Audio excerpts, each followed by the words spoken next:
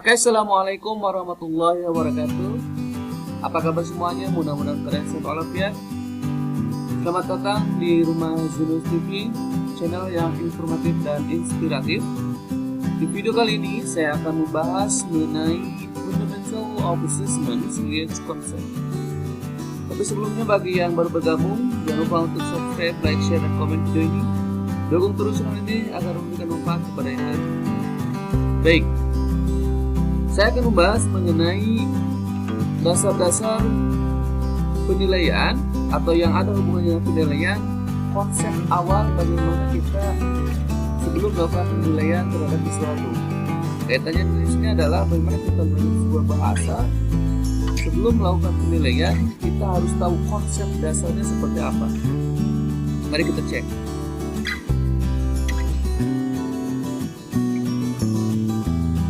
Di sini ada teaching, kemudian ada learning, ada assessment, ada evaluation, ada measurement, kemudian ada testing, ada informal and formal assessment, ada formative and summative assessment, ada non-reference and criterion assessment.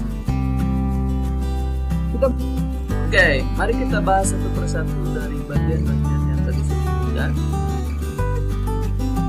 Number one is teaching.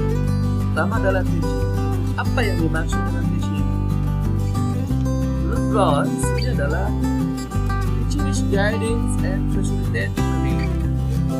Jadi, sebelum kita melakukan penilaian bahasa atau melakukan penilaian bukan bahasa saja, kita harus tahu fondasi awalnya. Pertama di sini adalah teaching. Sebelum kita menilai apakah proses pembelajaran itu sesuai dengan prosedurnya atau tidak. Di mana di sini teaching itu adalah guiding and facilitating learning, ya, membimbing dan memberikan fasilitas dalam proses pembelajaran agar enable the learners to learn, agar siswa itu belajar dengan baik, terutama setting the condition for learning, ya, membuat sebuah setting desain kondisi yang baik dalam proses pembelajaran. Ketika kita membuat sebuah penilaian bahasa, tapi di dalam proses pembelajarannya tidak mengarahkan siswa, tidak membimbing siswa, tidak memberikan fasilitas kepada siswa, maka otomatis penilaian akhirnya tidak akan maksimal. Jadi student how to learn. Ajari siswa bagaimana cara belajar, bukan hanya memberikan materi saja. How does student learn? Dari mana siswa itu belajar? Determining philosophy of education. Ini sangat penting bagaimana Anda memiliki filosofi dalam pendidikan atau dalam mendidik. Kalau Anda punya pandangan bahwa mendidik hanya memberikan informasi, hanya memberikan transfer ilmu, tidak melihat kepada aspek lain, maka hasilnya akan berbeda dengan kita menyiapkan siswa bagaimana dia bisa belajar mandiri. Bagaimana ketika siswa punya kesulitan, kita ajarin bagaimana menemukan sebuah solusi dari solusi itu. Bukan setiap kali siswa bertanya, kita memberikan teori. Kita bertanya, berikan teori. Dalam proses pembelajarannya, itu ada yang disebut dengan teaching style. Cara atau gaya Anda mengajar itu seperti apa. Yang kedua adalah approach, pendekatan. Pendekatan Anda terhadap siswa seperti apa.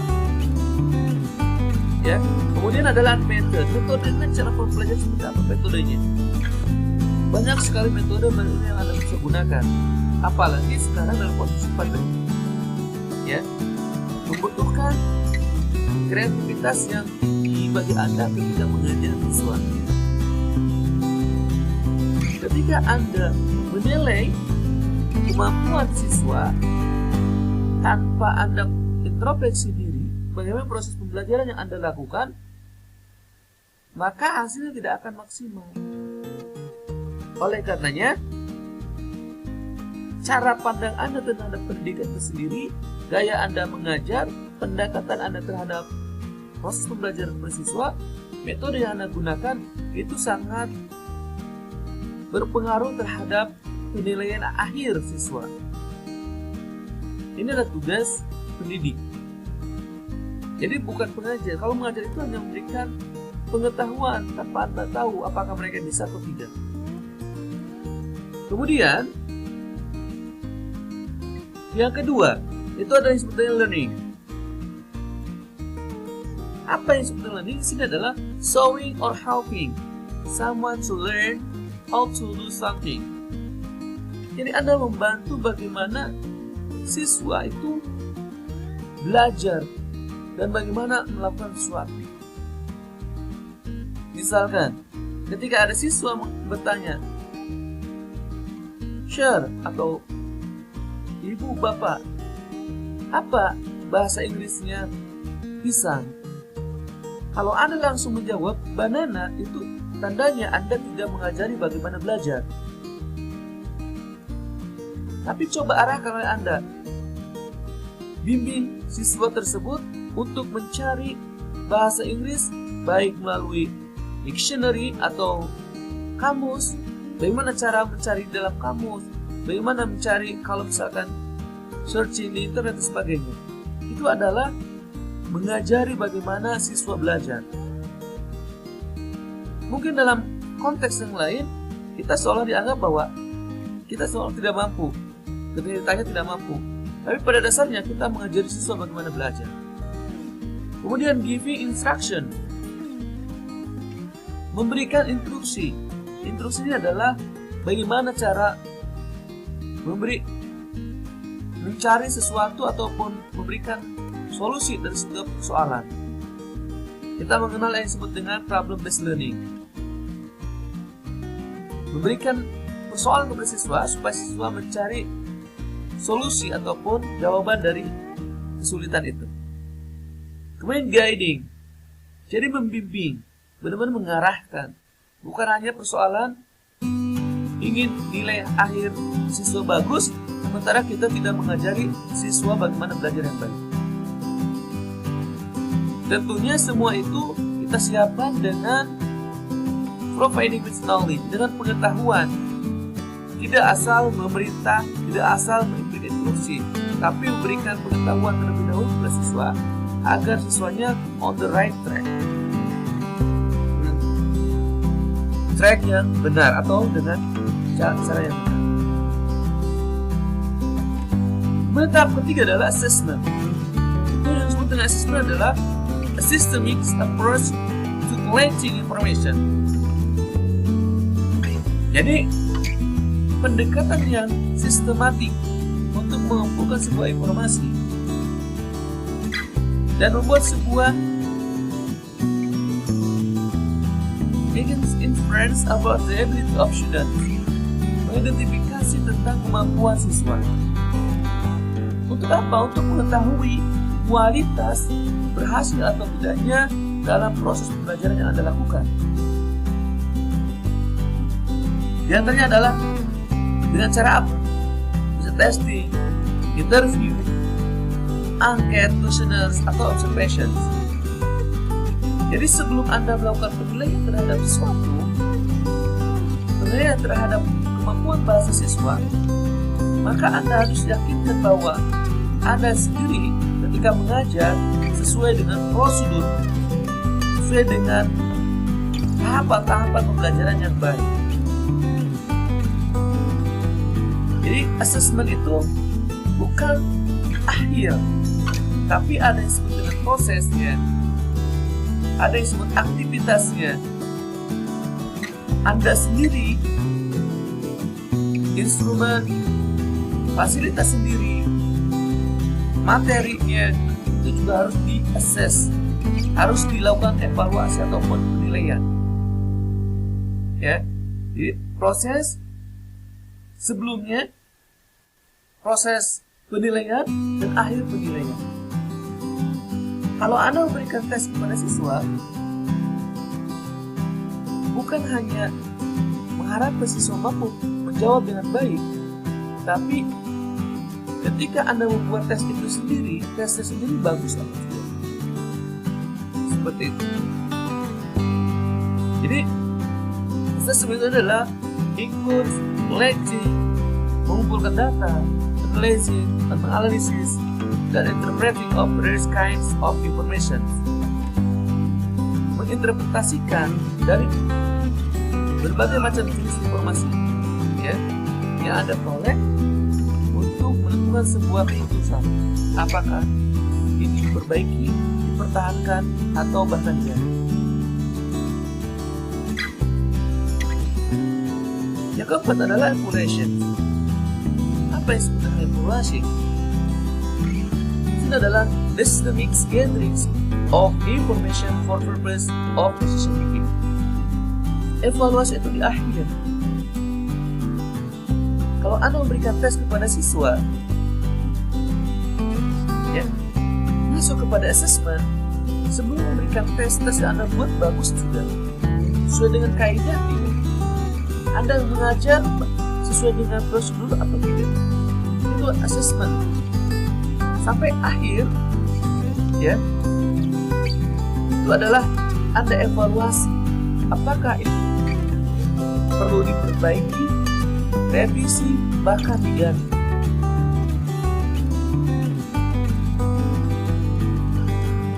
Apa yang harus dievaluasi di sini adalah programnya, kurikulumnya, objek, siswa, guru, fasilitas, materials. Untuk apa? Untuk test or grading system. Untuk mengetahui apakah semuanya sesuai dengan proseduralnya atau tidak.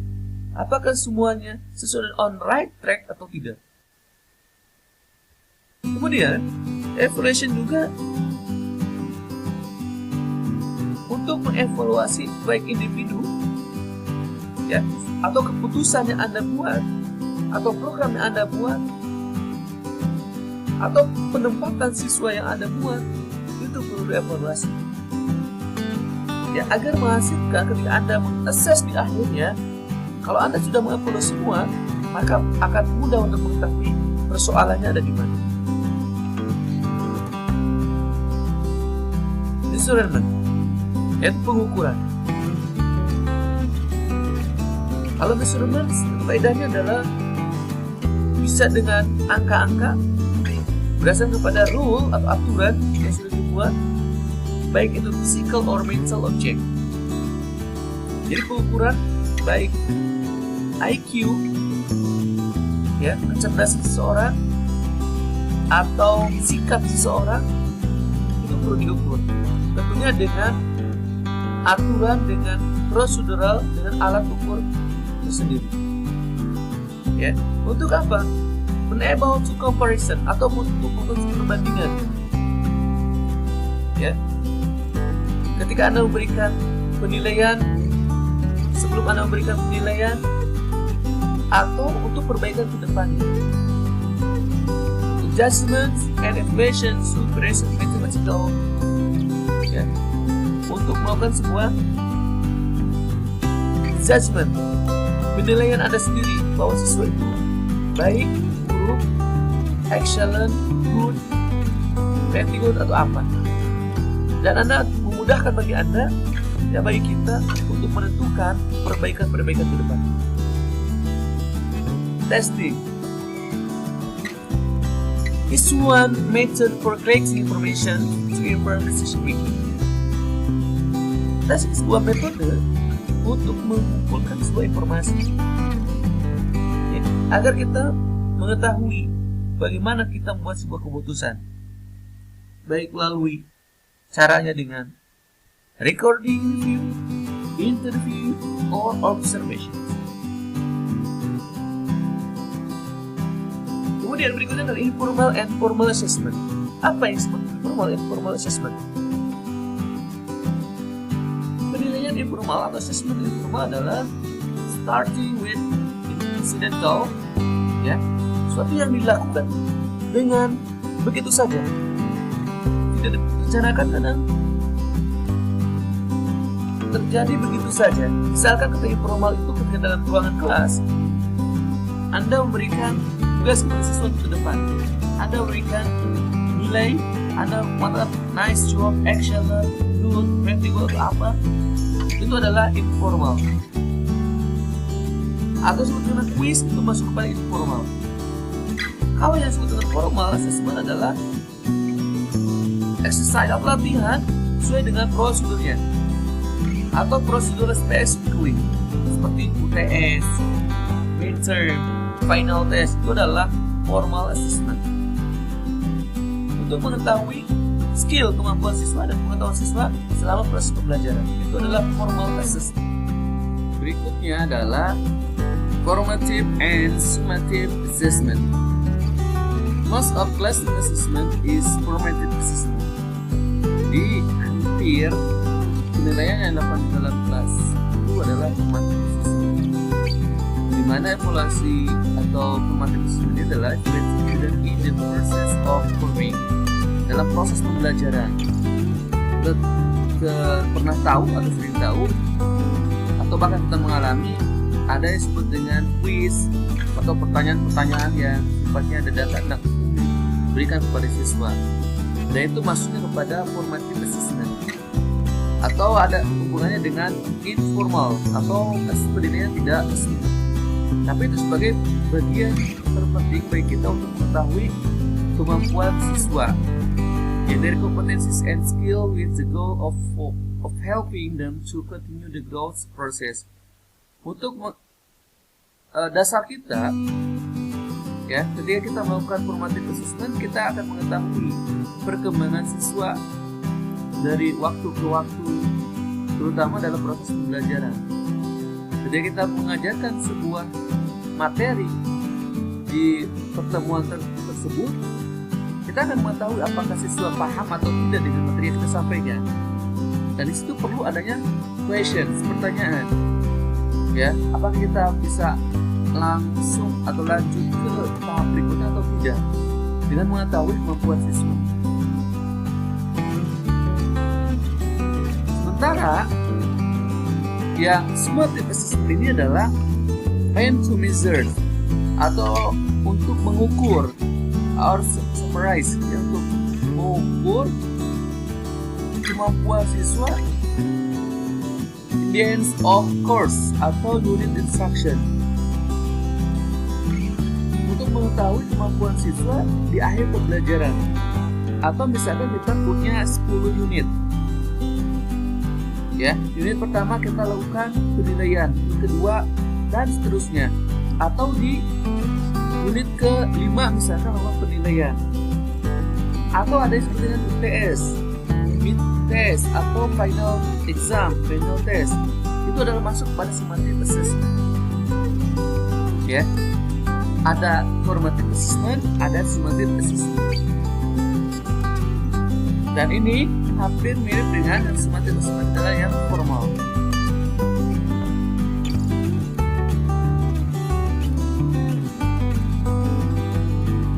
Selanjutnya yaitu norm, reference, and criterion reference test. Apa yang disebut dengan norm reference test itu? Norm reference itu adalah compares a person knowledge. Jadi tes yang untuk mengukur kemampuan pengetahuan, kemampuan seseorang, ya, kemampuan seseorang yang dibandingkan dengan yang lainnya. Misalkan ketika kalian atau ketika kita melakukan sebuah penilaian bahasa kelas 1 SMP misalkan, yang menjadi patokannya adalah siswa yang ada di kelas itu. Kalau si A misalkan, si A kemampuannya excellent, maka yang lain kalau kurang dari si A yang excellent itu, maka di bawah bisa grade dulu atau yang lainnya. Intinya adalah membandingkan satu siswa dengan siswa yang lain tentang kemampuannya. Jadi ini norm reference ini adalah patokannya adalah kemampuan siswa yang lain. Sementara yang criterion reference itu adalah compare person knowledge or skill. Jadi membandingkan kemampuan seseorang, pengetahuan seseorang atau keterampilan seseorang dengan standar yang sudah dibuat tidak ada hubungannya dengan kemampuan siswa yang lainnya. Tapi patokannya adalah standar yang sudah dibuat. Kalau si A nilai 80 maksudnya adalah excellent, maka siapapun yang nilai 80 adalah excellent. Terus demikian berikutnya. Oleh karenanya, yang criteria reference ini adalah patokannya, standarnya adalah standar penilaian yang sudah baku untuk menjadikan landasan bagi kita untuk mengatakan siswa itu bagus, excellent, good, ataupun yang lainnya. Itu saja yang bisa saya sampaikan. Kita bisa diskusi, we can discuss di luar dari video ini. Ini sebagai permukaan atau dasar bagi kita ketika kita melakukan sebuah penilaian. Jadi melakukan penilaian itu tidak serta-merta begitu saja melakukan penilaian. Kita harus lihat sebelumnya. Sebelum menilai siswa, maka kita pastikan kondisi gurunya juga mengajar sesuai dengan prosedur, fasilitas juga memadai, kemudian siswa dalam keadaan siap dan sebagainya, maka hasil akhir juga akan menunjukkan bahwa kemampuan siswa baik atau tidaknya setelah kita menganalisis semua aspek yang ada di dalamnya.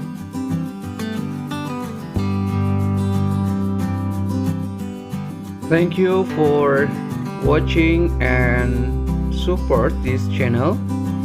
Terima kasih sudah berkunjung dan support channel ini. Semoga ada manfaatnya. Jika ada pertanyaan atau hal-hal yang kurang jelas, silahkan komen. Kita bisa diskusi di luar dari video ini. See you next time. Assalamualaikum warahmatullahi wabarakatuh.